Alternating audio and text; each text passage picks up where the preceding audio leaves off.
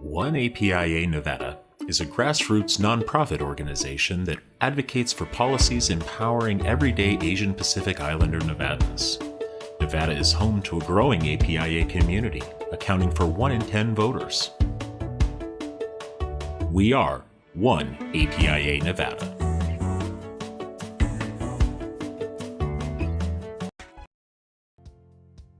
Concili Incorporated is Nevada's premier Democratic campaign firm, fighting for progressive issues and candidates for over a decade, and proud sponsor of Battle-Born Progress.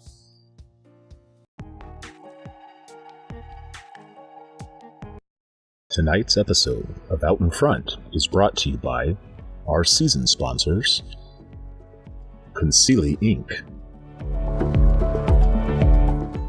Nevada State Education Association, One APIA Nevada, Silver State Voices, and Stefan and Marta Schmidt, as well as our episode sponsors, Save Lives Nevada and Washoe Education Association.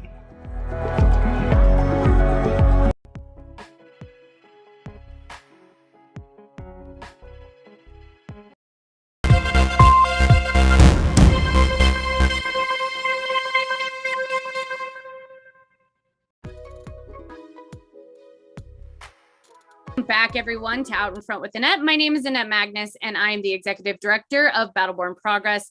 We are so excited to have a fabulous panel of speakers tonight coming to you talking about redistricting in Nevada. So, as many of you know, we just went through this exciting census process last year that, the Trump administration kind of screwed up.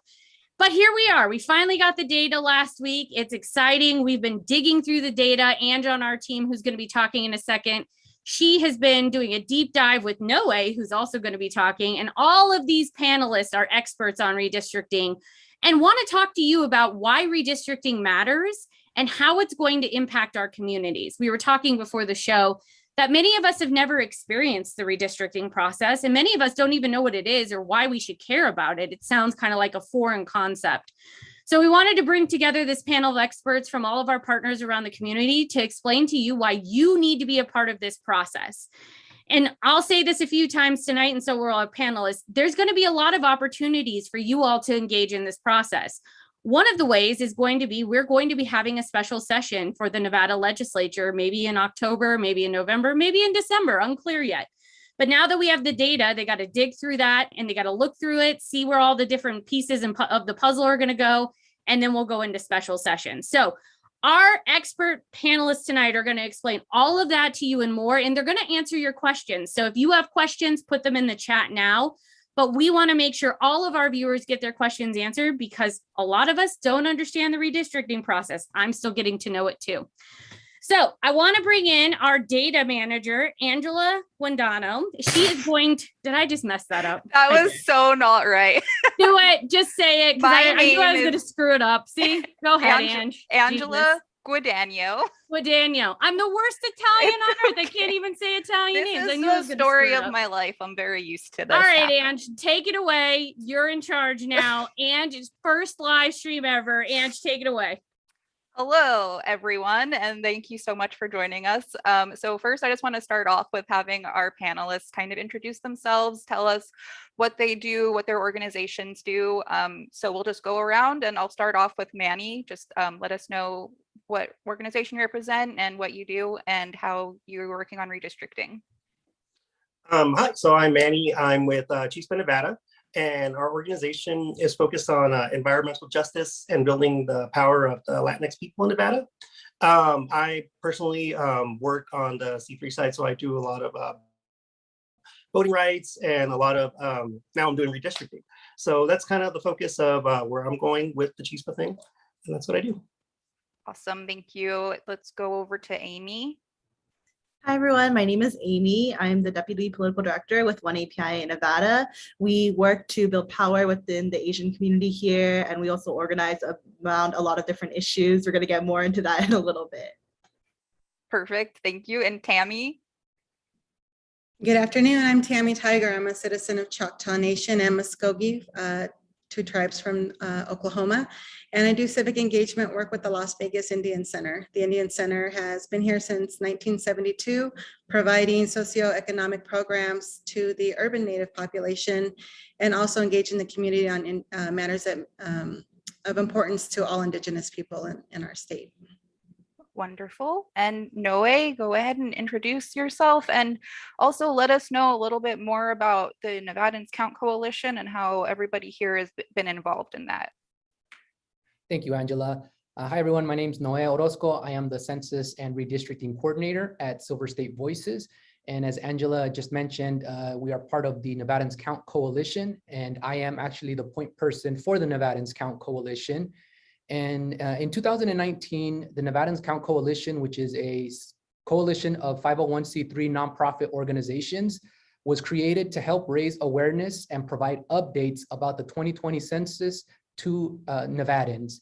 After the census, the coalition also identified as the redistricting process as a key priority. And later on, we'll talk about how the census that we filled out last year ties into redistricting. And so what we've been doing since the beginning of this year is raising awareness about the process of redistricting. Thank you so much, Noe. And that'll bring me to my first question for Noe. So what is redistricting? Yes, thank you. Excellent question to start off this segment.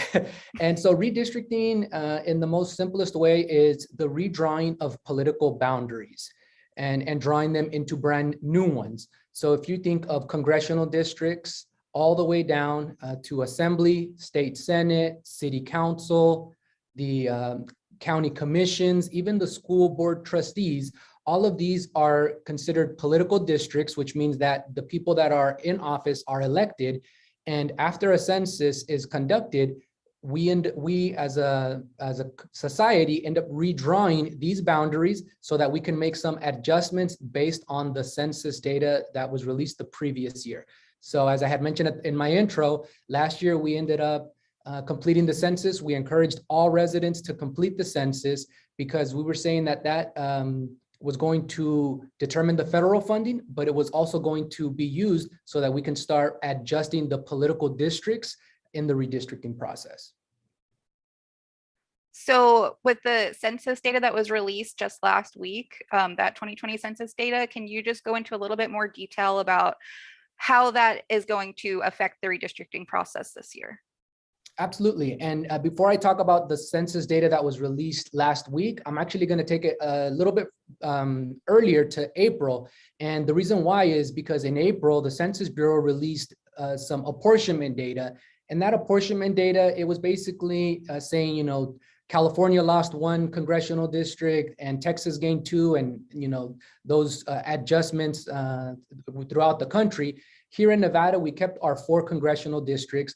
But the data that the Census Bureau released that date, it was only showing the total populations of each state. So for Nevada, it said that there was a little over 3 million residents and that the population had grew by about 400,000 residents between 2010 to 2020. And the data that was released last week, it was providing the demographic information that we need, but it was also providing it at the city level and at the county level. And some of you, if you were on Twitter or Facebook or just on social media in general, you might have been seeing a lot of different maps and trying to highlight a lot of different of the racial and ethnic groups. And specifically here in Nevada, it was showing that there was an increase in the American Indian, Alaska Native, the AAPI, and the Latinx populations. And so this data that was released last week is super important because it's going to help ensure that the communities of shared interest or communities of interest are able to stay together whenever the elected officials begin to redraw these political districts. And I have a question really quickly, just so our viewers really understand what you're saying, Noe. So take those nerd terms and let's turn them into what they actually mean for people. First of all, explain to our viewers what apportionment means, just in like normal terms, because not everybody knows that. Sure, and thank you, Annette, for flagging that, because I have been discussing this for the past 8 months. So to me, it is a different language. So apportionment, it's basically just deciding how many representatives each state is going to get. That's at the federal level, right? And that's where we learned that Nevada ended up keeping 4 congressional districts. And the way that we do that is that Congress has a formula where they basically take the entire population and they divide it. And that's how we get to the magical numbers. And for Nevada, it was 4 congressional representatives. Okay, one more. Yes. In the simplest terms possible, describe redistricting. So we know the fancy definition you just gave, but for those people who are at home are like, whoa, that was a lot of information. Tell us in the simplest layman's terms what redistricting means so everybody can understand it. Sure, absolutely. Redistricting is the redrawing of boundaries. That's the simplest way that we can describe what redistricting is. And either the legislature or another body is the one redrawing those boundaries, right? That is correct. And that's where it can get a little convoluted, because if we're talking about like congressional districts, the legislature is responsible for that. If we're talking about county commission districts, the Clark County, the Clark County Commission is responsible for redrawing the Clark County commissions. The city council districts, depending on what city you're in, the city council is going to be responsible for drawing those districts. All right. And then one more question for you. The part that you are working on with Nevadans Count, obviously, you know, you talked about being 501c3 and it being super nonpartisan. Why does this matter to the average viewer who just wants to get involved with the process, but doesn't necessarily want to deal with the political stuff? We're dealing with like really important things here that aren't necessarily the political stuff and who represents who and parties and all of that. It's actually completely nonpartisan, the work that we're doing. Absolutely. So the reason why the average resident would want to get involved in redistricting, regardless of what the political parties and who their elected official is because at the end of the day, and we'll talk a little bit more about it as the conversation continues, but the reason why any community member would want to be involved is because our communities, in order to be able to elect people that can represent our shared interests or the concerns, a perfect example could be flooding. If your street is flooded whenever the rains come and you would like this to be addressed and you reach out to your city council member, your county commissioner, you don't care if that individual is a Republican, a Democrat, nonpartisan, or any other party. You just want your street to be fixed. But when they redistrict in such a way that your community is split up, and maybe Angela is my council member, but Annette is Tammy's council member, but we're part of the same community, then our street is not going to get fixed, or that flooding is not going to get fixed. So that is why the average resident or just any community member should be involved in this process. And then it also impacts schools, whether you're going to have sending your child, your nephew to the school directly in front of you, or maybe 2 miles down the street, is going to depend on where that district line is drawn. So that's why when I had mentioned the 501c3 and that we're nonpartisan, is because what we all on this panel are doing is we are just trying to educate the community, bring awareness about this issue so that we can ensure that each of our respective communities is kept whole whenever these lines are drawn. And so what you're saying, Noe, is there's power in numbers, right? So there, and we talk about that a lot in politics. In fact, when I do my lobbying training, I talk about that. You know, you want to show your power, and power is numbers. And so if we can keep, you know, members of the indigenous community together, or members of the Latino community together, or APIA community, that matters, because that representation is power, and they can request things for their communities and have better representation. Is that kind of what I'm hearing? Absolutely. And there's many ways where we can do that, but that is definitely what redistricting is, and why it is so important that not just citizens, because as I had mentioned, right, with schools, children, if you have a 10-year-old child in your household, the middle school and the high school that they go to is going to be dependent on the way these district lines are drawn. So that's why it's super important, you know, to build that community power.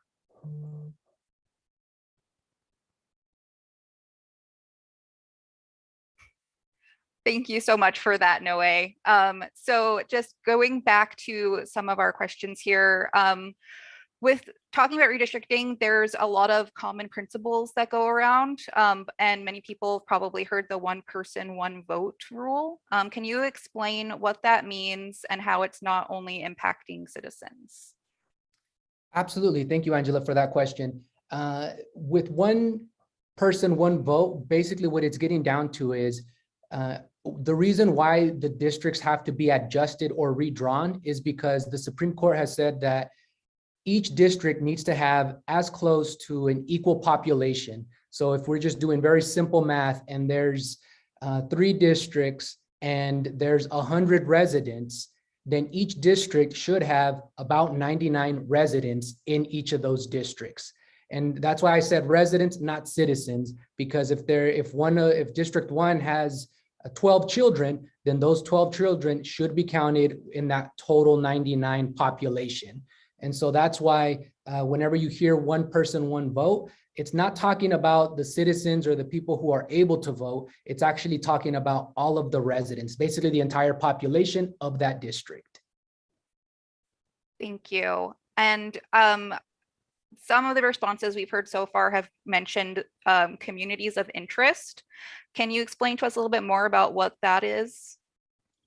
Absolutely. So a community of interest, this one, again, it can get very convoluted, but the most simplest way to define and describe a community of interest is going to be defined by the community, by the neighborhood, or by a group of people that have a common shared interest or concern, and that they would benefit by staying together in a single district. So if we're looking at a neighborhood, if you are saying, you know what, all my street identifies, we have shared cultures, we have shared languages, all of our kids go to the same schools, we rely on the bus to go to and from work. This is a community of interest. And all of you would benefit by being together in a single district. And that is why you would be able to determine and consider yourself as a community of interest. Thank you. And then my next question, I'm going to open up to all of the panelists. I'm going to start off with Amy. So what are some of the primary issues that your organization focuses on, and what kind of impact will the data released last week from the Census Bureau have on the outcome of redistricting for the communities that you represent? Yeah, our organization, we really focus on advocacy for the API community in Nevada. And so we call our issues CHEESE, and that's comprehensive immigration, healthcare, economic justice, education justice, sustainability, and environmental justice, and electoral rights. So everything that we do really goes back to those main issues and making sure that folks have access to things like education or healthcare and have access to the polls. So some initial reactions that we had from the data that was released last week is actually that the API community grew 46%, which is a huge number. And it really just shows like the growing diversity of Nevada as a whole. We often face a lot of issues with data disaggregation because the API community is so diverse and there's so many different ethnic groups, so many different cultures and languages that make up what we call Asian Americans.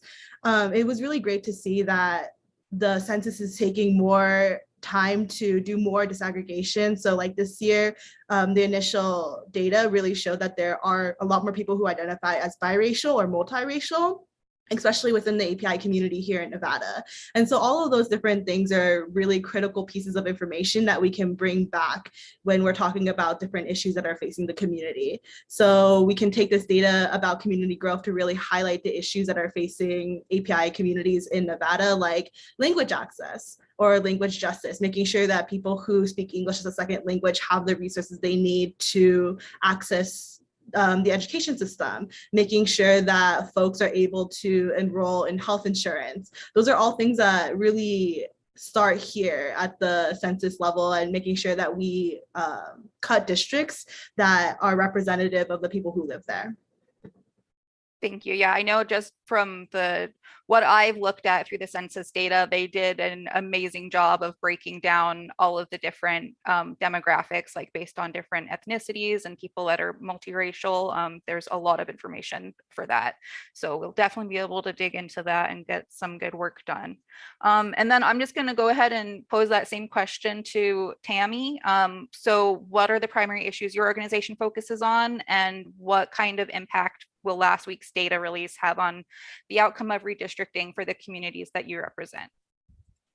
So the Indian Center primarily services the urban Native population, and those are our tribes or citizens of our tribes who live here in the Las Vegas, Clark County area. And essentially it's a home away from home, because we're, like myself, I'm a tribal member of Oklahoma, but I don't have the same access to my other tribal citizens or services that my tribe would offer, because I live outside the reservation. So the urban Indian centers were established all across the country to help support the needs of urban Native population. So we've known from the census data and the American Community Surveys over the last 9 years or so that we were one of the fastest growing urban Native populations in this county.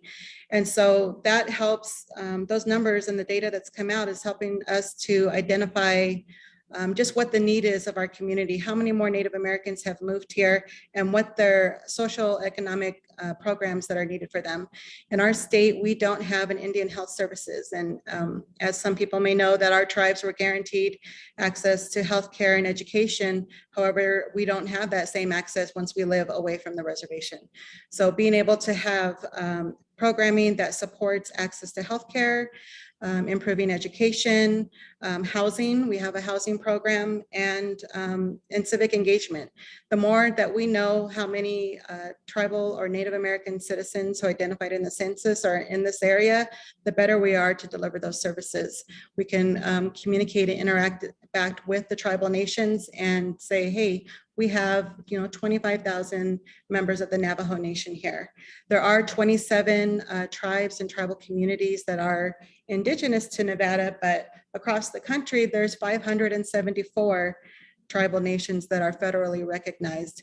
So we know from previous engagement that we've had with our community members that there's members of over 50 different tribal nations. And so like Amy mentioned, being able to have access to that disaggregated data on specifically who those tribes are is extremely important to being able to increase the programs that we can offer to the community. Thank you so much for that.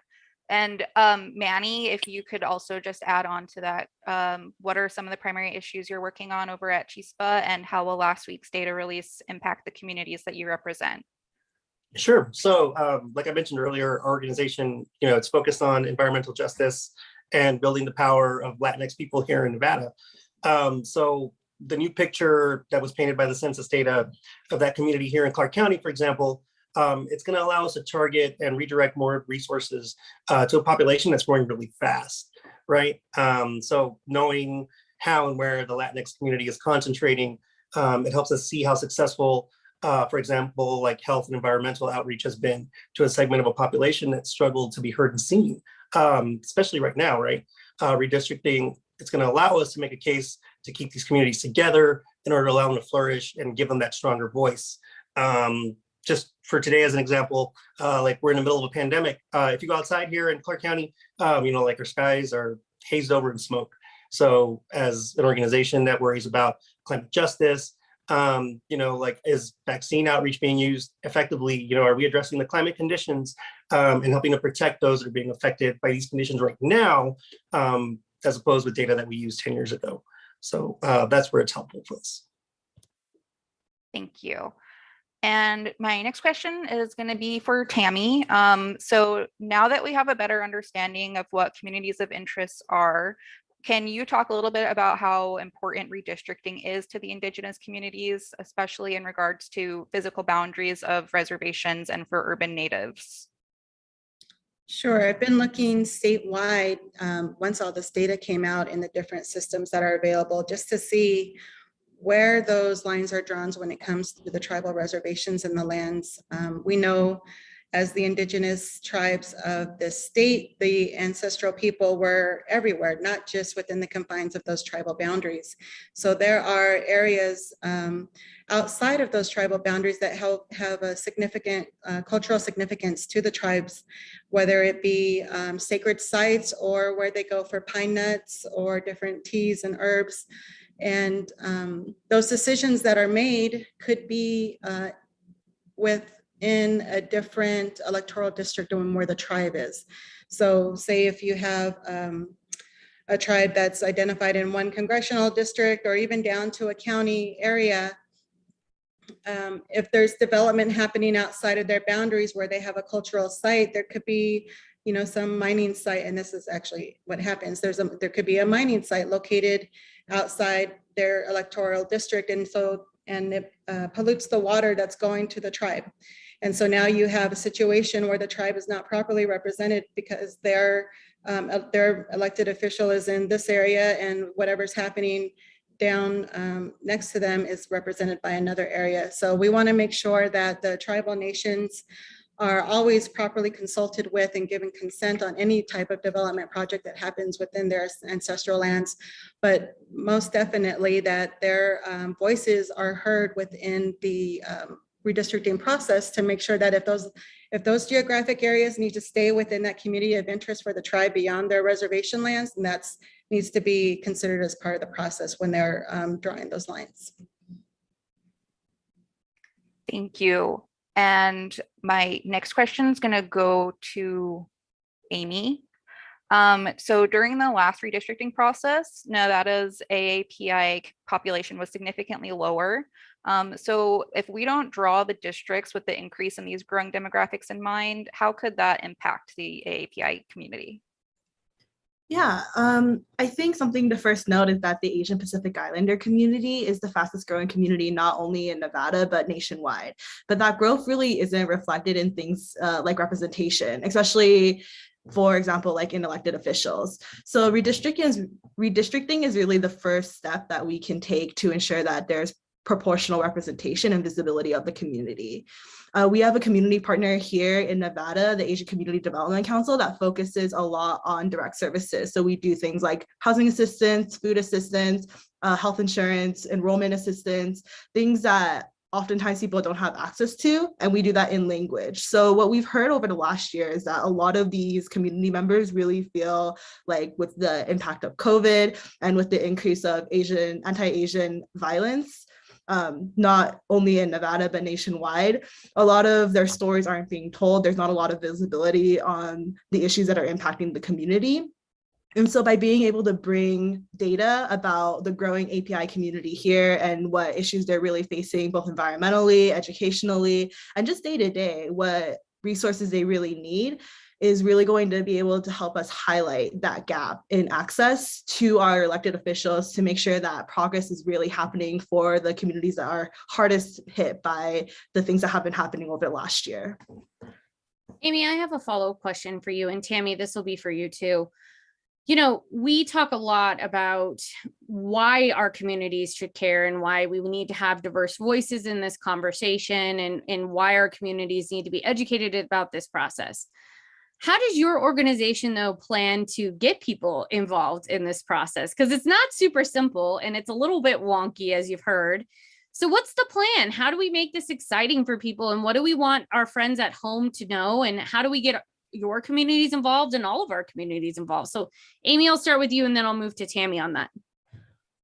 Yeah, something that we've really gotten to see over the last year is the Asian community just growing power and being more represented and being more vocal about everything. And so we saw a record turnout in 2020 of the API community for the election. And a big part, I think, of making sure that folks know about redistricting and are participating is really just sharing about it. Because like we mentioned, it happens every 10 years. A lot of times, like, I was only 12 when the last redistricting process happened. And so a lot of people don't have institutional knowledge of like working redistricting or talking to folks about redistricting. And so, especially with the Asian community, since a lot of the community is youth oriented or, you know, people who are just getting involved in these issues now, I think it's just meeting people where they're at. So like bringing this conversation to your friends and family, bringing the conversation to just places where people frequent, like making sure that people know it's not just about like the political part, it's not just about counting folks, it's about really identifying what places in your community are of value. Like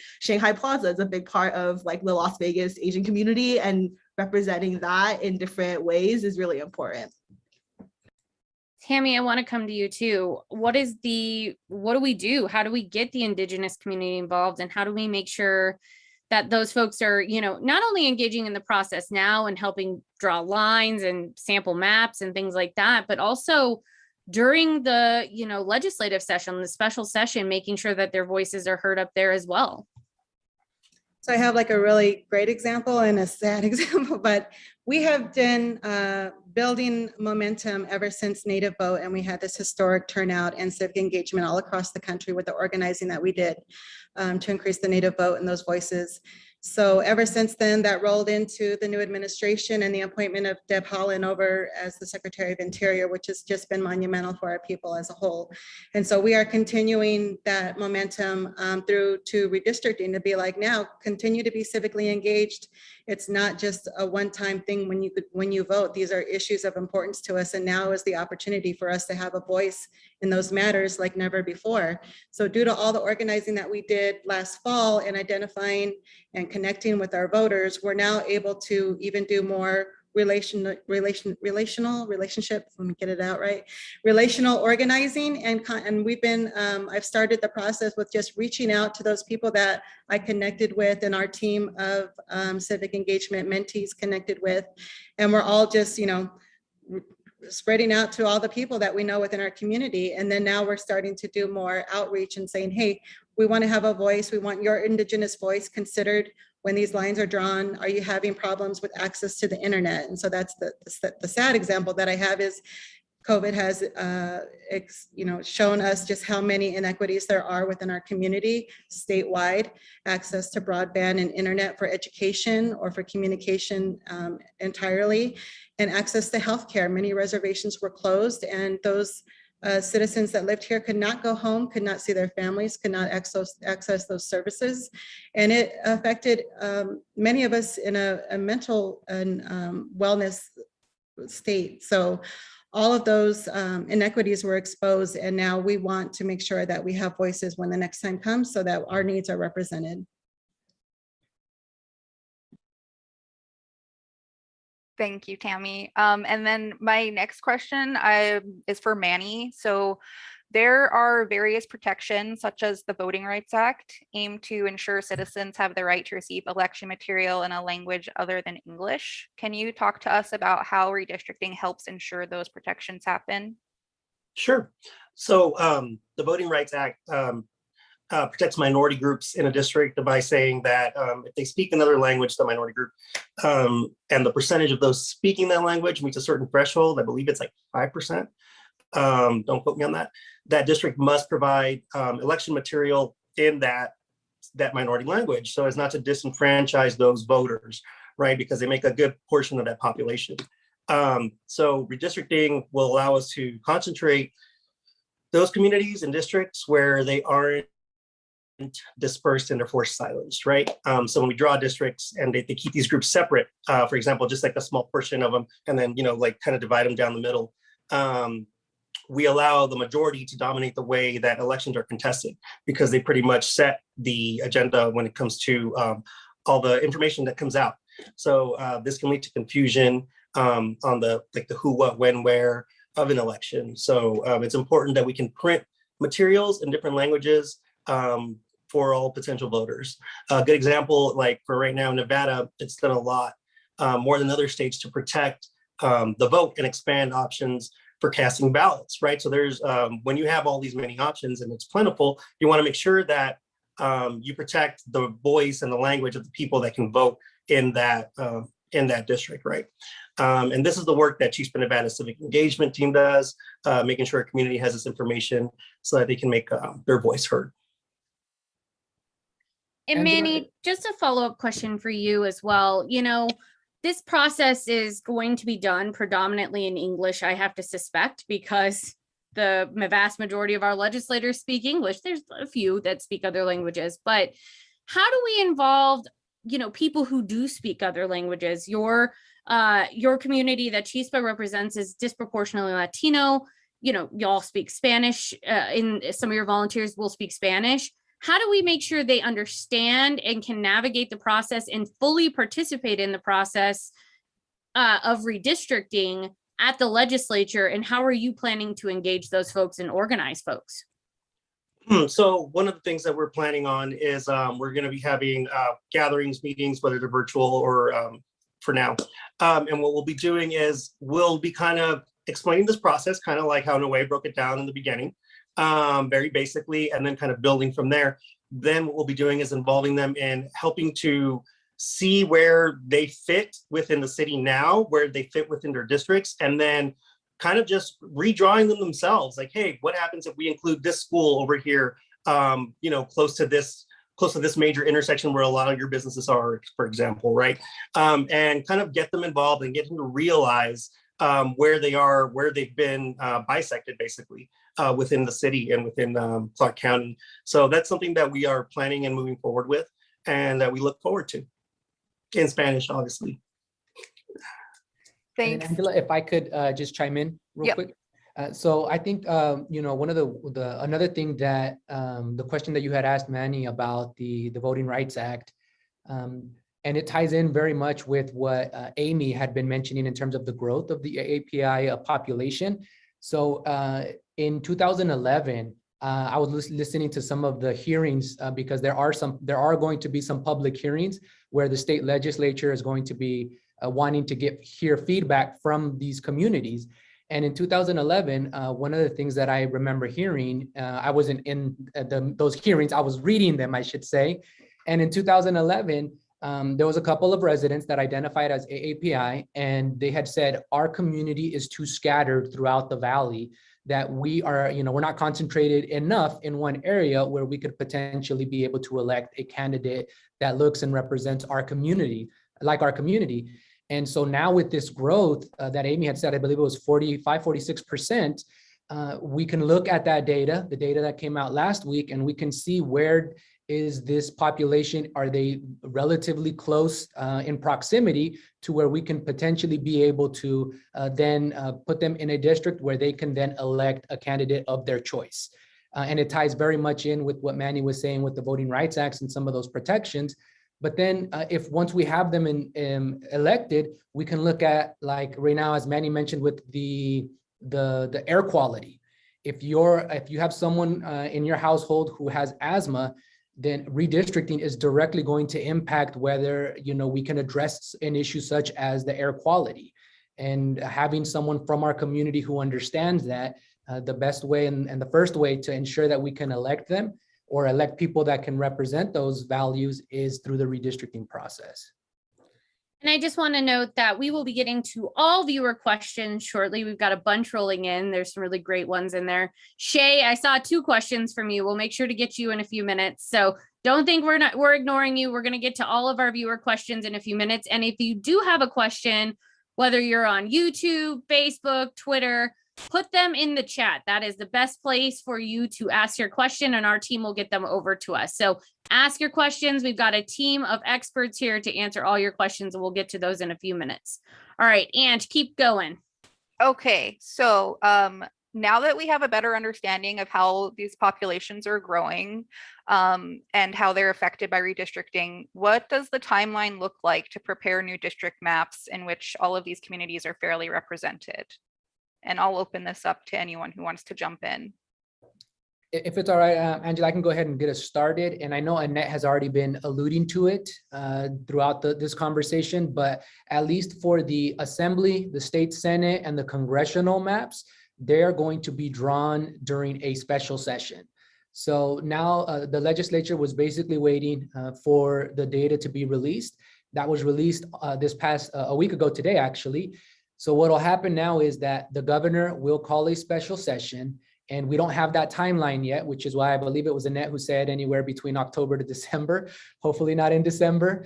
But when the governor calls that special session, all the elected officials will then go up to Carson City and they will be having these conversations. They will be developing the maps, and they'll, once the maps are developed, they will share them out on the website, the legislature's website, and there will be an opportunity for the community to participate.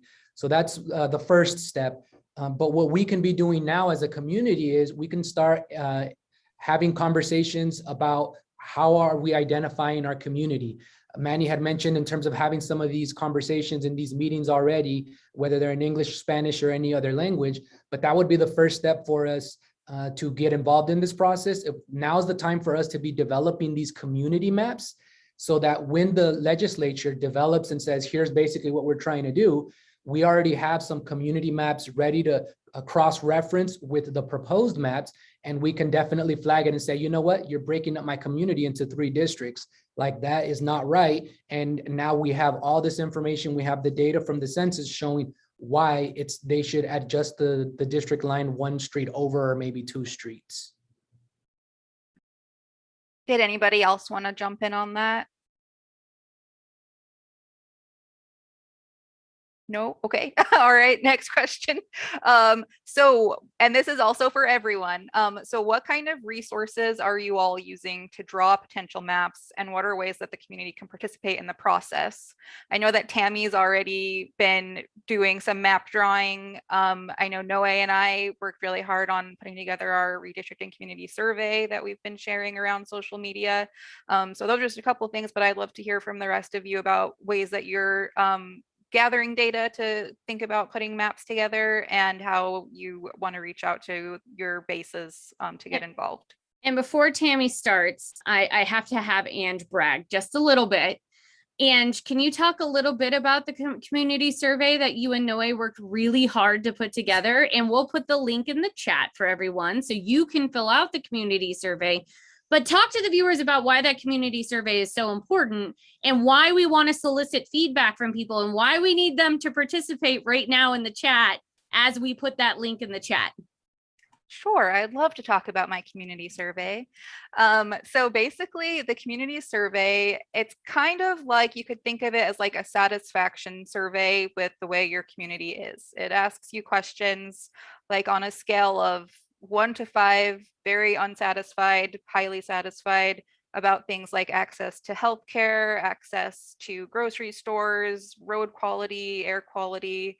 It also asks, obviously, for like your address information. And so the way that this works is that we'll be able, if we see that a lot of people who live in 89101 are saying that they have horrible road quality there, that's something that we can use when we're drawing these potential district maps, so that we can say, like, these people have bad representation and they're demanding that the roads be improved, things like that. So that's a pretty basic description of how the community survey works. And if anybody out there follows Institute for Progressive Nevada, you'll have seen a lot of posts with cute animals that say the road to redistricting that direct you to take my community survey. And like I said, that beautiful community survey is going to be in the chat. So if you are watching this right now, as soon as this program wraps up, go and take the community survey. We need to hear from you. We want to get your feedback on that, because that's going to be one of the best ways for you to participate in the redistricting process.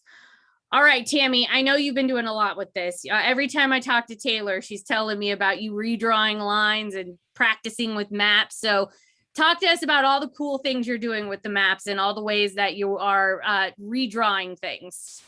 Sure. I'll just start by saying I took the survey and it was very helpful and easy to get through. So everybody take the survey, but also Indigenous folks, give us a call and hit us up on Native Vote Vegas, either on Instagram, Facebook, or Twitter, so that we can draw your community map and make sure that your voices are represented. We started looking at different programs a few months ago to see just nationwide, the Native American community wanted to make sure that we were represented in this process in every state. And so the map making solution that we are using is called Representable, and it is super easy to use. It's very user friendly, and we created an account with Nevadans Count, and so we can either meet with somebody virtually by Zoom and help them to answer just four basic questions that help to define their community with access to healthcare, transportation, things like that, cultural, economics, the things that kind of bring their community together and what they like about their community, what they don't like about their community. And then go into 5 different areas that can be tagged of importance to them within that community of interest that's drawn. And then we go to the map and we make sure that from their address, we map out all of those areas that really define what we just discussed in answering those questions, and make sure that everything is contiguous and connected, and then submit that map into Nevadans Count. So it's been very easy to use. We started with the relational organizing method by just reaching out to different people in our community and saying, hey, can I meet with you for 30 minutes and just draw this map? It's super quick and easy. You sit on the phone with me just like we're doing right now, or on the computer with me like we're doing right now. I share my screen, and then we will actually fill out the form and draw the map for you, and you're just basically given an interview. And it is like the easiest thing to do, and we're even giving a $50 gift card to our Indigenous folks that participate in it. Cool. All right, Noe, I wanna wrap with you before we go to audience questions. We've talked about a lot of stuff today, but I want to kind of just create a list for the folks watching of like the 5 best ways for Nevadans to get involved with the redistricting process, whether it's taking the survey we just talked about, helping with maps. What do you think the 5 best ways are for Nevadans to get involved with this process, and how do people get more involved with Nevadans Count? Sure. So definitely, I would say the first thing is to complete that survey. That is the one that requires the least amount of work on the viewer's end. But the next thing that I feel would be super important is to engage with any of the nonprofit organizations that they're familiar with. Definitely any of the ones that are part of the coalition, but CHISPA, the Las Vegas Indian Center, and 1APIA Nevada, or even Battleborn Progress and Institute for Progressive Nevada, engaging with them and telling them, I would like to be involved in this process. And Tammy had mentioned Representable was one of those websites. In working with any of these partner organizations, we can help develop those maps. Or if someone feels that they're a little bit more tech savvy and that they're able to use the internet with a little bit more ease, they can go to any of these websites, the Representable or District R, the letter R.org. And that's another of the tools that people are able to use and actually start developing and identifying their own communities. And then if they were to visit nevadanscount.org, that's the website that we have as the coalition, where we provide some resources, a lot of the key terms, some of the jargons that I threw out at the very beginning, another word that we didn't really get into, but with gerrymandering, it describes and defines that, what does that mean? And it defines it so that we don't get it confused with redistricting, because a lot of times they're used interchangeably. But on there, we can also, they can also reach out to us saying, hey, I want to get involved. I don't know anyone in my community who's involved with redistricting. And if, depending on the responses we get, we could potentially connect some folks together in the same communities so that we can start identifying and drawing those community maps.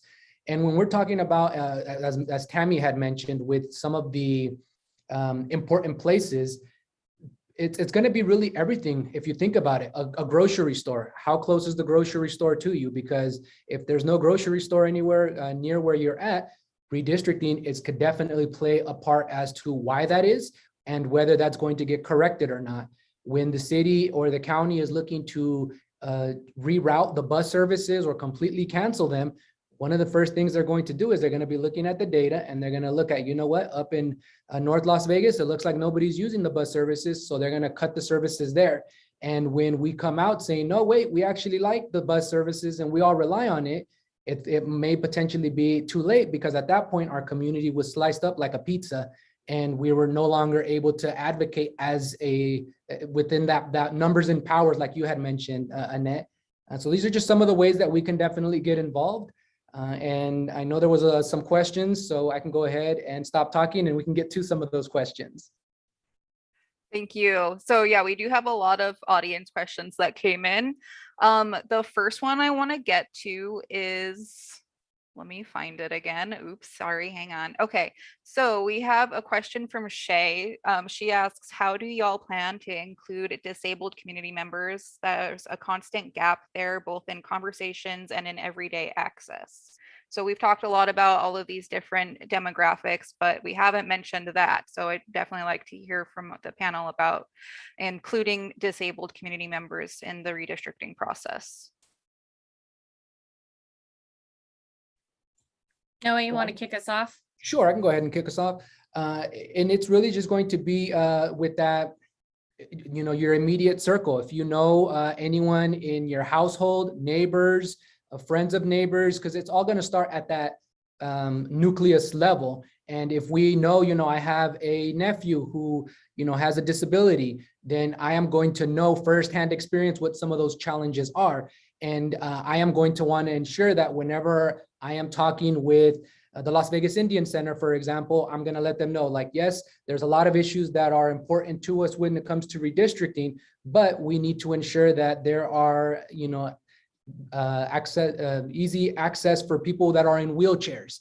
And so now that Tammy in the Las Vegas Indian Center is aware of this being one of the priority issues for me and in my community, she can ensure that we continue having those conversations, that whenever we're looking at the maps, we can definitely look at, all right, where are all these important places for us and how many of those have access to wheelchairs or people that are on wheelchairs. And if we see that there's virtually none, then when we're engaging with the elected officials or whoever's responsible for drawing these maps, we are able to bring this to their attention saying, we need this, this is a priority for us.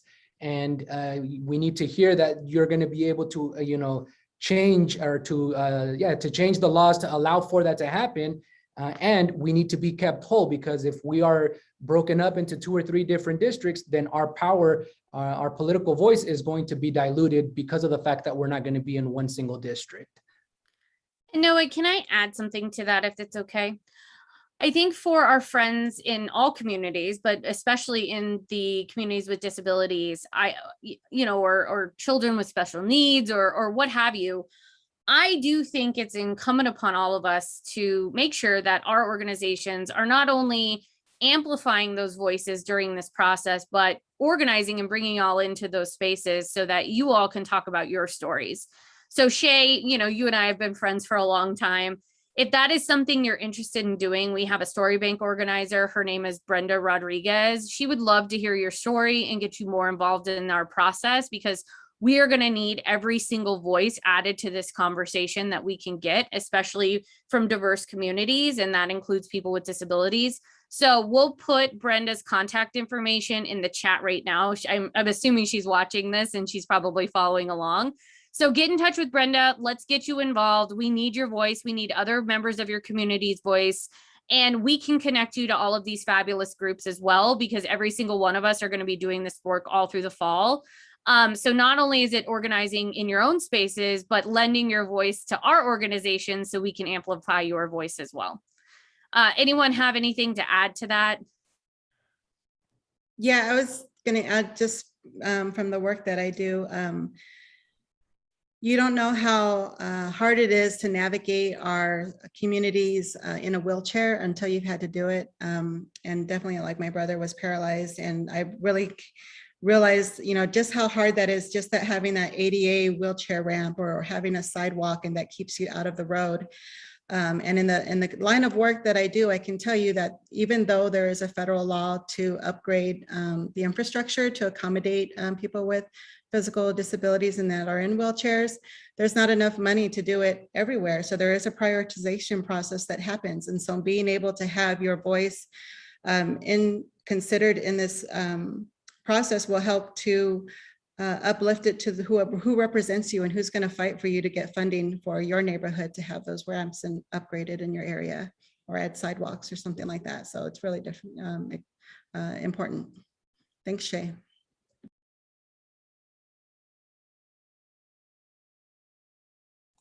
Andrew, I'm mute. I'm on mute. I do it all the time. I You're know. fine. So next audience question is from Paulette. She asks, I understand why it benefits communities of interest to be well represented in voting districts as opposed to being spread out, but I hadn't thought about how redistricting might affect school zoning. How closely do school zones correlate with voting districts? Are there potential risks to racial and ethnic integration in school zoning that might occur when trying to keep communities of interest within a voting block? No way. Or Amy, either one. Amy, you want to start on this one? Sure.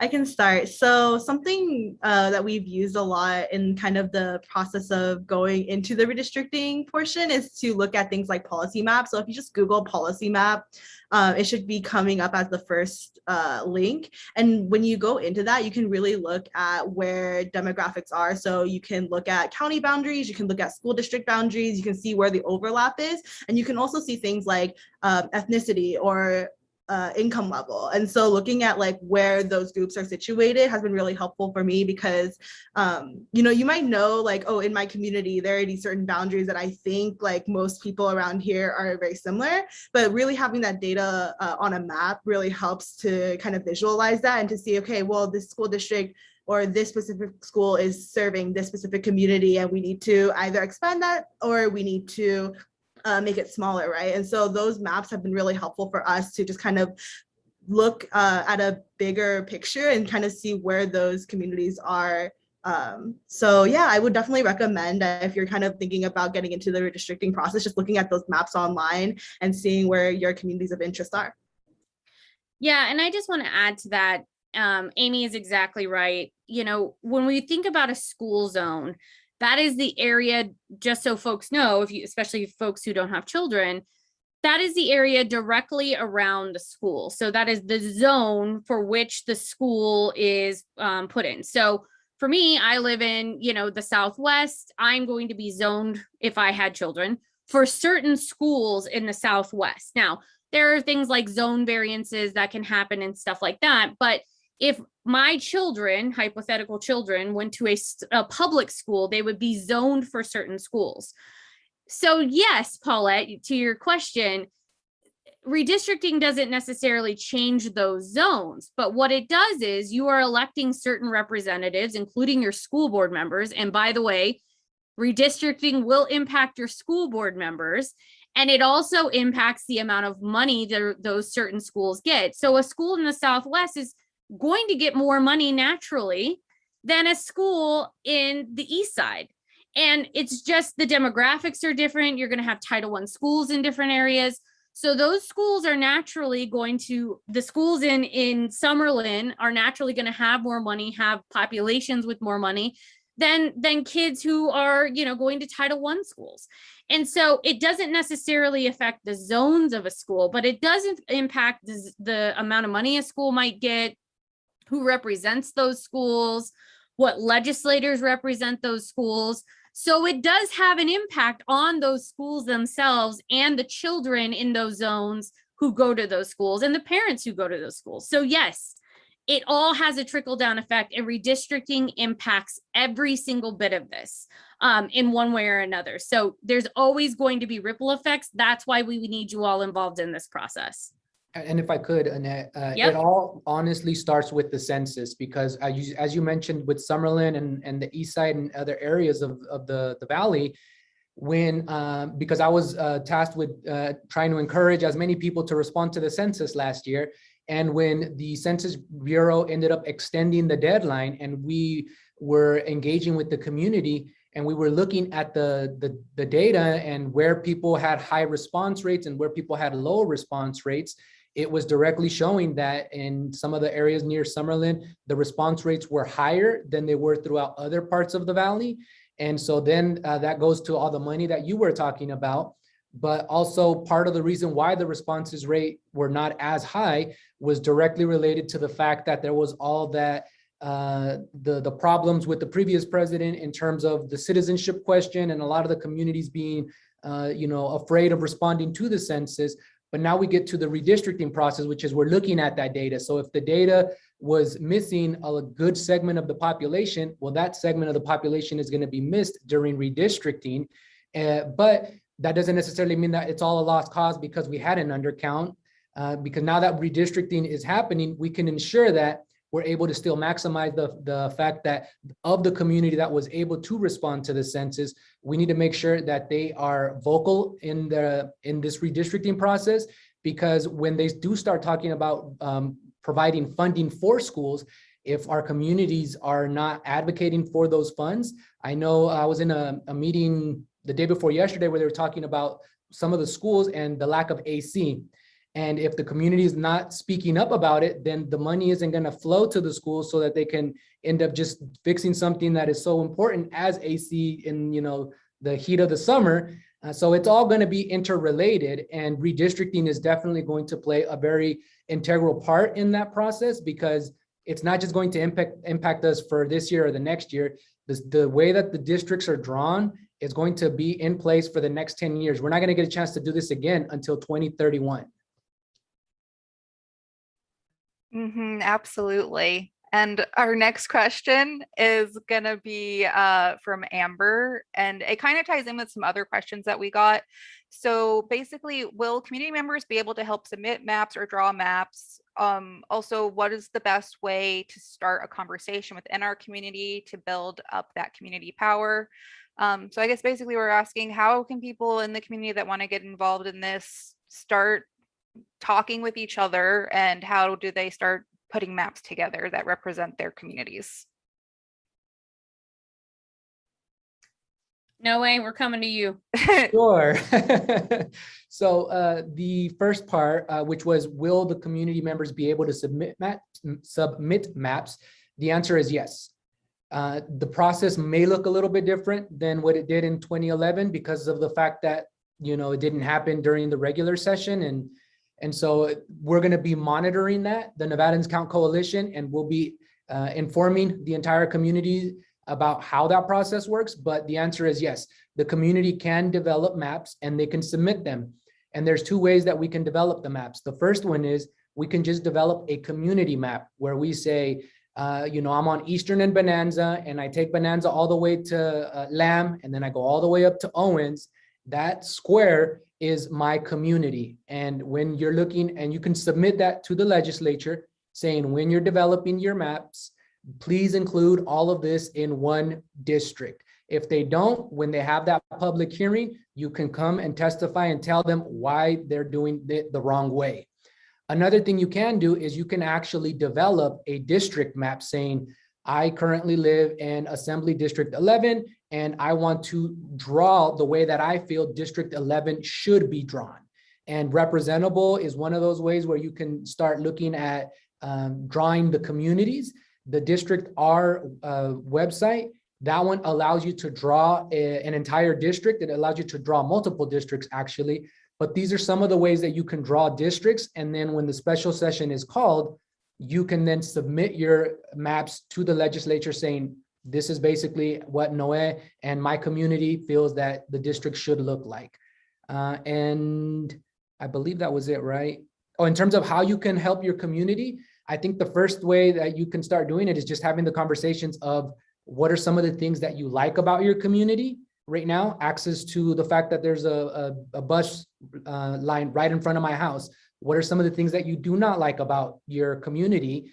And these are going to be the focal points whenever we're actually looking at the district lines. Is it the fact that there's no bus line in front of my house because of the fact that the districts are drawn in such a way that our community was unable to advocate for it? Or maybe 10 years ago, the community didn't exist because of all the development. So it's just having those conversations with your neighbors, with your household and your family. And Noe, I know you mentioned the District R software. There's a lot of different free map drawing websites that people can go to. Which one would you recommend the best for just everyday community members that are interested in looking at this? And then we can make sure to put the link to that in the chat for anyone that wants to check it out. Absolutely. I think the first one would be the representable.org. And that's the one Tammy had mentioned. That one, it allows you to draw your community. And it looks very similar to like a Google Maps. Districtr.org is another one where it looks very similar to the Google Maps. So, you know, you'll be able to very easily identify where your community and all the cross streets and all that is. But the difference between representable and District R is that District R allows you to draw pretty much all the assembly districts, Senate. It allows you to draw districts, whether it's city council, congressional, or assembly. It's up to you what you want to draw. But with representable, it's allowing you to draw your community. You can potentially draw it large enough, but that one's more geared towards drawing your community, and it asks a couple of questions so that you can really dive in and look at, you know, what are some of the things that holds these community together? Are there religious places that the community goes to? Are there community centers that the community relies on? And it asks a lot of these questions, whereas with District R, you can type it in because it has like a description section for you to include that. And thank you for that explanation of the redistricting websites and software. And then our last audience question is kind of like the perfect redistricting question. Will says, the street I live on is the borderline of two NV-led districts, but I'm in the middle of a larger housing development that is split in half by the district line. How would I find out if this is impacting me or my neighbors negatively? And how would I advocate to address this? I guess no way again. I think Will is already onto it. He says that he's on the borderline of two districts. So by the mere fact that he knows, or that Will knows, that the house is on the border, that means that that line could potentially shift one, you know, to the left or to the right, because the number one rule in redistricting is each district needs to have the same amount of populations. And in reaching out to any of the coalition partners or any of the panelists, we can have a closer conversation with Will and anyone else that's interested to then look at the data that came out last week and see, okay, I'm using hypotheticals in Will's example, but let's say it's Assembly District 1 and 2. Assembly District 1 looks like the population, it didn't grow fast enough, so it needs about 1,000 residents to be back to that equal number. It might potentially take it from District 2, and in doing so, it's actually shifting the line from where the border is to over here now. And because of the fact that he knows he's on the border, that's something that a lot of people, of the community members, may not know. Like, where is that district line? For, you know, yesterday I was at a church meeting, and they were unaware that there was actually a district line right on the other side of the freeway. And I told them that can basically creep up to right to where your street is, and the parking lot across the street is going to be in a different district. But they were unaware that that's where the district boundary was. So I think the fact that Will knows that they're on the borderline is already a good indication that that district could potentially move one way or another.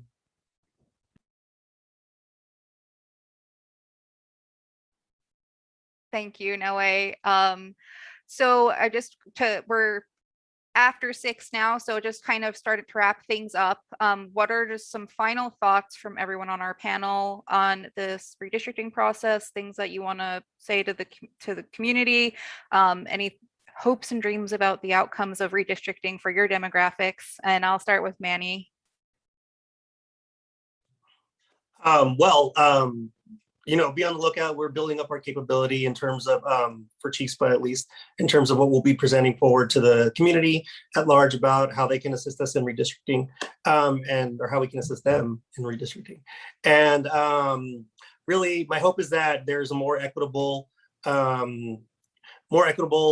shift in how these boundaries are drawn. I know earlier you guys touched on the one vote, the equal vote thing. And so hopefully we're not, disproportionate with these more rural, sparsely populated, large districts that are making rules for a lot of the like Latinx community, for example, that may live within more densely populated districts, and they may not be counted because they have more children who are, again, not voters, and so they're affected by all this. So.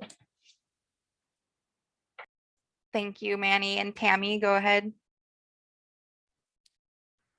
So the redistricting process is really empowering, and I really encourage young people to get involved because this is going to help shape your future. Get to know the process now, because when it happens again in 10 years, you can kind of see the results of what happened, what's going on right now. And so be a part of the process. Communicate with us, get in touch with us. We'll help you draw your map. And if you want to do it on your own, go to representable.org. You can it takes 20, 30 minutes to fill it out, and you can send it to Nevadans Count and get your community of interest included in our overall map. And then you can also submit it to the National Congress of American Indians if you're a tribal member, and they would love to have that information too. We really want to make sure that Indigenous voices are heard and help, and these COIs help develop the next maps to shape our futures. So please get involved. Thank you, Tammy. So, and just to make sure we get those links in the chat, and also for people to check out nevadanscount.org, you can fill out the form there, and that'll also get you connected with us so that you can stay in the loop on any other projects that are going on with redistricting. And then Amy, what are your final thoughts on this discussion, and what are the outcomes that you're hoping to see for the APIA community in redistricting? Definitely. Well, I think we can see how much can change in 10 years. And so this is one chance for us to really give input into what we think our communities look like. And just echoing everything that everyone has already said, we hope that young people get involved. We hope that people who maybe haven't been involved in redistricting before get involved, because we don't know what the stories of the communities are, or like the areas that you live, unless you come and tell us what your stories are. So we highly encourage everyone to fill out the community survey and just to get involved, because we're going to need everyone's help. Definitely. Thank you, Amy. And then I'm going to turn it over to Annette Magnus. What are your hopes and dreams to come out of the redistricting process? What are your final thoughts on this discussion? That's funny, because I was going to flip it back to you and ask what your hopes and dreams were, Ange. So I'll answer first, and then you can go. I want everybody to get involved. I can't go up there and yell at legislators alone. I am going to go up there and yell at legislators, as I always do, my favorite pastime. So we're going to need all of you to help give us backup on that. I want to be able to go up there with Tammy and Manny and Amy and Noe and Emily and Ange, and yell at these legislators and talk to them about why these communities are important, why we need to keep communities together, why we need to build powerful communities, especially communities of color, and why their voices matter. And we want to lift up your stories. That's why we want you to get involved with Brenda, our Story Bank organizer, and all of our fabulous partners on this panel.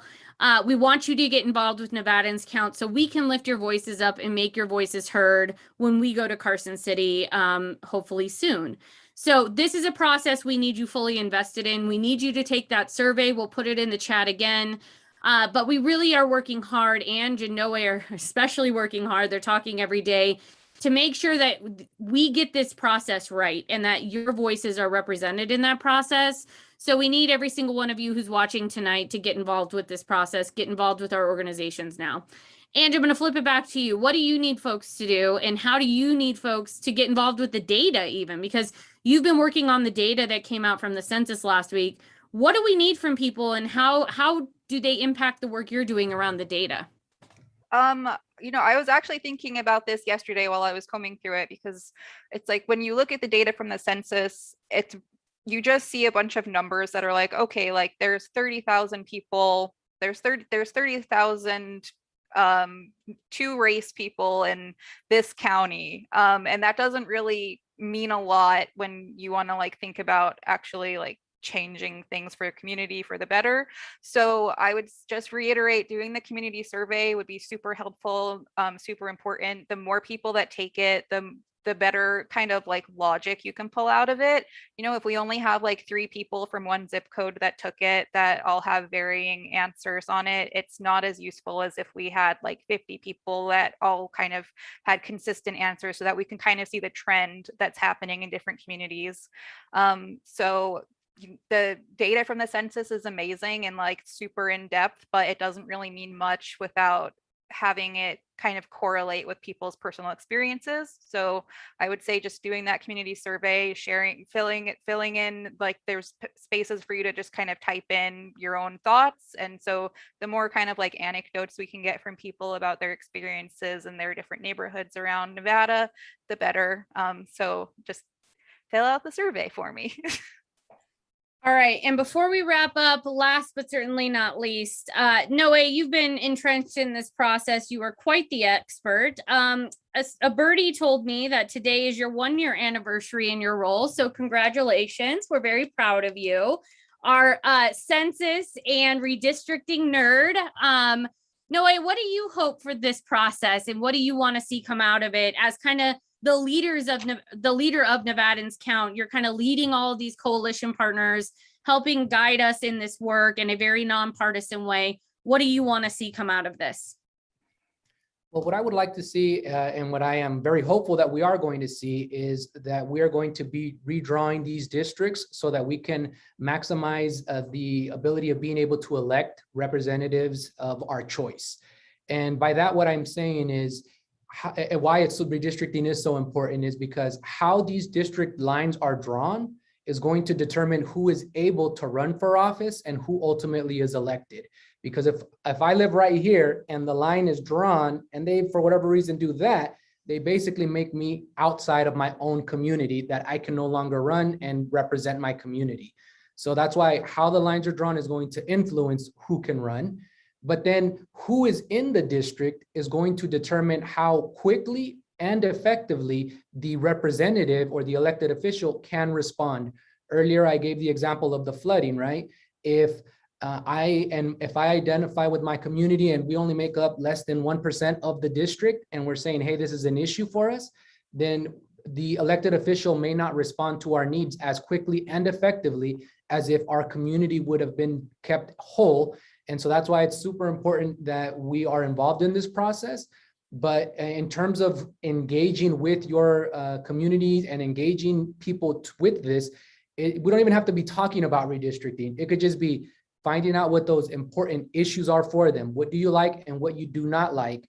And then sharing those stories with any of the coalition partners so that we can go ahead and use these stories when we go to Carson City, but we can also use these stories to actually draw the maps and make them very equitable. Absolutely. All right. Well, big shout out to Ange. This was her first debut. She did a great job. She was super nervous about it. She is a natural, so she'll be back again. You guys are not, you haven't seen the last of her.